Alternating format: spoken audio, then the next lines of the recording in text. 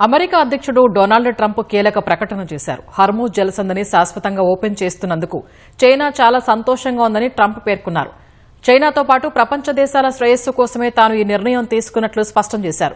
దిగ్బంధనం వంటి పరిస్థితి భవిష్యత్తులో మళ్లీ తలెత్తదని ఆయన భరోసా ఇచ్చారు.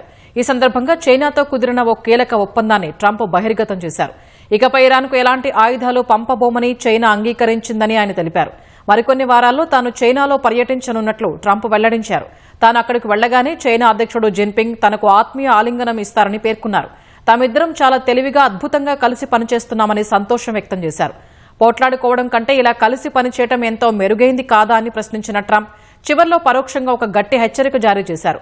ఒకవేళ పోరాడాల్సి వస్తే తాము చాలా మెరుగైన వారమని అన్నారు. ప్రపంచంలో మరెవరికంటే కూడా తామే అత్యుత్తమమని ట్రంప్ స్పష్టం చేశారు.